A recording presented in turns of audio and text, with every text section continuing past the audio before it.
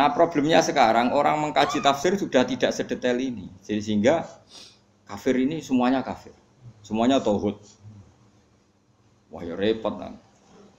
Sehingga Nabi itu di hadis sahih diterangkan jika enggak ada ketentuan Allah tertentu, Nabi itu lebih mirip dengan ahli kitab dalam tradisi beragama. Karena ahli kitab sudah banyak benarnya itu menuhankan Allah. Percaya adanya surga dan neraka, percaya adanya hisab dan sebagainya dan sebagainya. Meskipun nanti juga tetap ada perbedaan dengan Islam, tapi ini kan saya cerita. Nah, surat-surat Makkiyah itu surat yang tidak membicarakan kafir ahli kitab.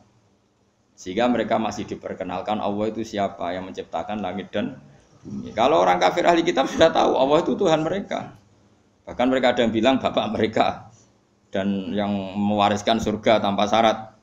Makanya agama Kristen itu menarik karena orang Islam sudah kiai, sudah ngaji masih takut su'ul khotimah. Kalau mereka apapun perilakunya asal mati sudah berbapak di surga. Jadi promosinya lebih menarik karena kalau kita kan enggak, sudah Islam, sudah soleh, gue jalalan ngalor ngidul ora mesti mlebu swarga. Ketua partai Islam iso ketangkep nang Islam. Oh itu kan repot wis ketua partai tinggi gambare Ka'bah cek ora mesti. Lah kalau mereka enggak mesti apa? Masuk surga. Kita enggak, sudah kiai di murid sudah iso miber kabeh cek sul khotimah cara kiai-kiai. Jenenge kiai sapa? Persis. Dadi loro. Dadi wong Islam ku loro. Kalau mereka enggak, mbok berdua, mbok narkoba, mbok pengedar narkoba, asal mati ya bersama bapak di surga. Nah, makanya ini terus kita tidak beda dengan mereka dalam bab percaya surga dan neraka dengan ahli kitab. Tapi dalam hal ini kita tidak mengkritik mereka dalam hal percaya surga dan neraka. Nabi ngadepi kafir Mekah luwe angel, mergo ora percaya swarga neraka, ora percaya kuburan, ora percaya macam-macam. Luwe angel. Lan akhire keterusan ora kepercaya donga tok mayit bareng iku ya rontok sisa-sisa. Mergo anggere wis mati iku dianggep wis bar. Repot. Tapi coba jero-jero. Mari fitnah. Tapi kalau mau cerita tok, dadi salat mayit itu artinya ndongakno mayit. Cuma gayane nganggo salat. Sing sitok gayane nganggo tahlil. Tapi nak kowe dituntut, tapi nak salat mayit ana sunah ana tuntunane Nabi, nak tahlil ora ana. Ya kowe kudu ngalah pancen yo ngono tenan, sitok ana tuntunan itu. Tapi nak sing sitok ingkar donga iku ora penting kanggo sing mati kuwi jelas keliru. Wong salat mayit itu wonge ya wis mati. Ya kudu ngakno napa? Mayit. Ya cuma ana sing protes, tapi iku ana contone nek iku ora ono ya kudu ngalah. Tapi kono ya kudu ngalah, nak ngono iku jenenge dongakno. Mayit. Nanti wonten desa separuh Muhammadiyah separuh NU. Nanti ngundang kula malam 7 dina. Jare sing duwe gawe gak teko Gus wong-wong ditulis ngene. Mendoakan mayit di hari ke-7. Do teko kabeh mergo redaksine mendoa. Ana muni tahlil bid'ah tapi nak mendoakan. Ana sing ledake diredaksekno ngene. Seri salat jenazah berbentuk doa. Niku ya terus kaya rabitah mereka dianggap hukum turunan, napa? Turunan dari salat apa? Jenazah. Tapi mergo nak 7 dina, 40 dina kan kaya tradisi Hindu, do jare mereka semacam-macam. Semurut tenanan bantau sing laris tahlile, kula kan yo ora laris tahlile, dadi ra semangat bela. Kula mau cerita hukum. Ini penting kalau terangkan. Jadi kafir ahli kitab itu lebih terpelajar. Sehingga diberi penghormatan Allah, kita masih boleh makan sembelian mereka. Jadi misalnya orang Nasrani atau Yahudi nyembelih sapi, tentu yang materinya sudah halal. Seorang lagi yang materinya sudah halal. Itu halal. Itu disebut wa ta'amul ladzina utul kitaba khillul lakum wa ta'amukum khillul lakum. Jadi misalnya makanan yang disembelih orang Yahudi Nasrani asal materinya halal. Ya misalnya ayam atau sapi disembelih mereka ya jadi apa? Halal. Kecuali min awalil amri materinya haram kayak babi misalnya. Makanya ini penting saya utarakan ke jenengan. Haram menafsirkan Quran bagi orang yang tidak alim. Bukan apa-apa. Quran itu adalah lafaz umum. Coba ayat itu kalau kamu artikan secara umum. Wa ta'amul ladzina utul kitaba khilul lakum. Makanan ahli kitab semua halal bagi kalian. Padahal mereka makan babi, minum arak. Terus ini ada ayatnya. Kalau semua makan ahli kitab halal ya Arab. Padahal ayate wa ta'amul ladina utul kitaba halal. Maknanya di situ adalah makanan yang dari jenis halal kemudian disembelih oleh mereka dan menyembelihnya sesuai syariat kita, misalnya memotong hulkum wadijen sesuai persyaratan dalam apa? Penyembelihan. Itu halal. Tapi kalau yang disembelih orang Majusi haram. Karena apa? Di hati ahli kitab itu masih ada Allah. Ada kalimat apa? Allah. Meskipun ya tadi yang Nasrani nambahi 2 jadi salisu salasa, yang Yahudi ngeklaim Tuhan hanya milik mereka. Mun kula balik malih teng kafir ahli kitab. Apa kafir napa? Mekah. Itu disebut lam yakunil ladina kafaru min ahlil kitab ana wal musyrikin. Jadi sama-sama kata kafir itu beda-beda. Dan nanti khitab ke kafir Mekah itu beda dengan khitab ke kafir apa?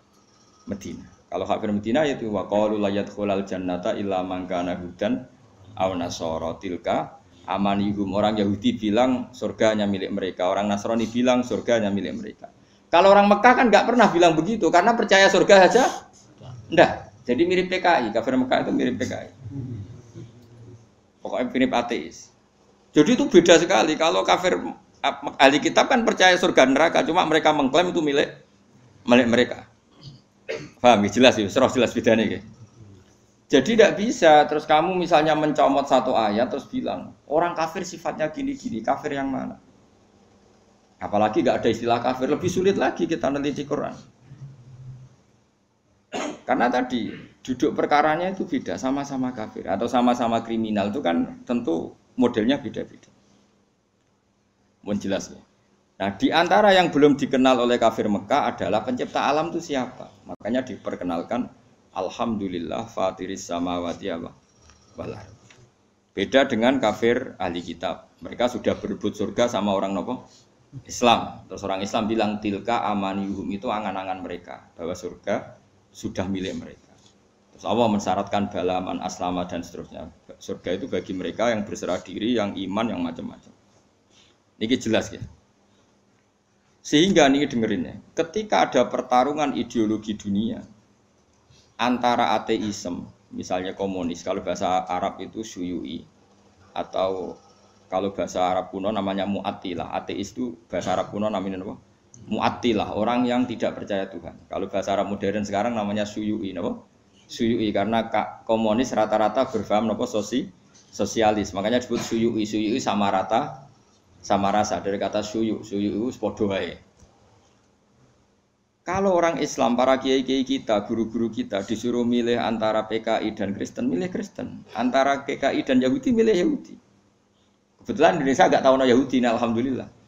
Sehingga ketika mendirikan negara ini, Kristen Katolik diterima sebagai warga negara, tapi PKI komunis tidak disisahkan sebagai apa? Sebagai ideologi di Indonesia. Karena ateisme adalah meruntuhkan semua tatanan agama, karena tidak ada Tuhan, tidak ada surga, tidak ada neraka, tidak ada hisab. Sementara Kristen tidak percaya Yesus, tidak sungkan, orang yang maling sungkan Yesus, tidak ada yang disungkan. Yahudi tidak masuk karena secara fisik memang tidak ada di Indonesia. Ini penting kalau utara supaya clear. Jadi karena di bab ketuhanan itu yang paling dikritik oleh Quran itu apa? Ateis. Kalau orang Yahudi Nasrani itu dibenarkannya itu masalah jumlah. Masalah apa? Jumlah. Makanya berhubungan dengan Nasrani itu sing disalahkan mereka tidak ahli tauhid. Karena Tuhan jadi tidak ahli tauhid. Kalau orang kafir Mekah tidak percaya Tuhan sama sekali. Disebut al-mu'attilah, orang yang mengosongkan fungsi Tuhan. Makanya nanti cara khitab itu beda-beda. Nah, beda-beda ini disebut laqad kafaral ladina qalu inna huwa salisun salasa. Laqad kafaral ladina qalu inna huwa wal masih ibnu Maryam. Jadi sama-sama kafir tapi cara kafirnya beda-beda. Nanti punya akibat khitabnya juga beda-beda. Nah, lalu kalau jenengan tanya, lalu cara mengislamkan mereka bagaimana? Ya tentu itu hanya ikhtiar, kabeh anu takdire pangeran. Carane beda-beda. Kafir Mekah carane Islam luwih naif. Luwih naif luwih lucu. Jadi ono sing lagi nyembah berhala, jebule iku pas sampai itikaf nyembah berhala niku ono luwak iku nguyah ning ndase. Nangis. Ya ilahun ya bulu ahli sa'laban. Mosok pangeran putri mau duyoi luwak. Terus marani Kanjeng Nabi, "Mat, ketoke bener pangeran, Mat. Pangeranku iku kacau, Mat. Trimo duyoi." Jadi carane Islam ku yo naif-naif, maksudnya ku ya mergo yo saking mau sing.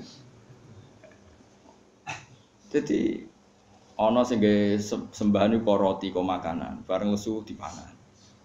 Aku masuk Islam tapi pangeranku sentek. Mergo nggih pangeran kok roti bareng lesu akhire dipangan. Ana meneh duwe pangeran disembah, dipuji-puji ning kamar. Anake wis masuk Islam. Bareng anake wis masuk Islam, pangerane mau dibuak ning comberan. Cara saiki ning sampah ning tong sampah. Lah dhisik iku ana sampah sing mahdhaful khat. Wong khat nak buak barang nang kono. Bareng dibuak, bapake ngamuk di pangeranku, kula buak ning tong sampah. Dinteni ning mbuh.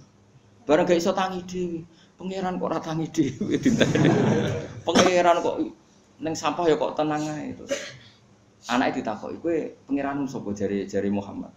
Allah yang punya aras yang di langit sana. Ya sekandakno Muhammad, aku nganggo pangerani kowe gitu. Karena ya tadi persaingannya masih tentang Tuhan. Beda persaingan dengan orang Nasrani tentang klaim. Tentang apa? Tuhan ini milik siapa? Nah, cara wong liberal kan milik bersama. Akhirnya ra ono Kristen, gak ono kafir. Tuhan milik bersama itu cara ilmu hakikat, tapi asal dunia itu pasti ada klaim. Ada apa? Nasrani mengklaim Allah itu Tuhan mereka sehingga mereka masuk surga tanpa syarat. Orang Islam ya mengakui itu Tuhan mereka, cuma orang Islam lebih sopan. Tetap butuh amal soleh, butuh husnul khotimah, macam-macam. Lalu Nabi terbaik siapa? Orang Islam yakin Nabi terbaik Nabi Muhammad. Orang Nasrani Nabi Isa. Orang Yahudi Nabi Isa.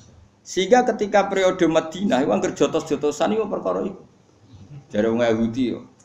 Wah, Musa nabi paling keren. Ono nabi koyo Musa. Sing jare wong Islam, nabi paling keren Muhammad, gak ono nabi koyo apa jotos-jotosan. Lah ini ketok bijake nabi bareng sahabate jotos-jotosan. Kenapa kok jotos-jotosan? Niku Kanjeng Nabi niku darani Musa luwih afdal timbang jenengan. Tapi apa jawabannya Nabi? La tufaddiluni ala Musa. Wis kowe ora perlu mulya-mulyakno aku berlebihan ngalahno Musa. Musa mbek aku sak level. Jadi Nabi ora kok muni aku luwih afdal timbang Musa ya wis ora apa-apa wong muji Musa wong iku ya tak puji. Mbek wong Nasrani ya begitu itu kearifane Rasulullah.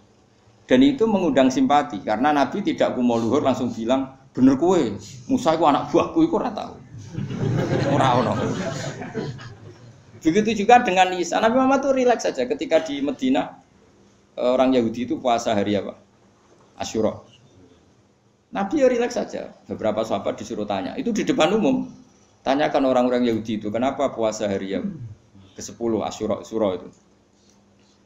Ya ini hari yang dimana Allah menyelamatkan Musa. Maka kita puasa. Nabi Muhammad jawab rileks. Nahnu ahaqqu bi Musa. Kita pun berhak menghormati Musa. Kemudian Nabi menyuruh para sahabatnya puasa hari Asyura. Ya sudah rileks saja. Jadi perdebatan di Madinah ini sudah perdebatan klaim. Perdebatan apa? Klaim. Jadi polemiknya lebih spesifik. Tapi lebih menguntungkan Rasulullah karena ada dialog. Ada dialog, ada percaturan agama. Beda dengan di Mekah. Mat, kowe kok sujud itu ngeleti apa, Mat? Untuk apa? Mergo wis ora paham blas, pangeran apa iku wis ora paham. Wis beda wae. Nah, kuliah ayyuhal kafirun itu turun di yang di Madinah itu yang istilah-istilah ahli kitab. Nah, itu para ahli tafsir itu meneliti itu sampai detail sehingga nanti kalau membaca Quran itu kelihatan sekali pola-polanya tentang apa. Akhirnya tes-tesan ya terus jadi lucu. Wong itu sak pinter-pintere iku kan klaim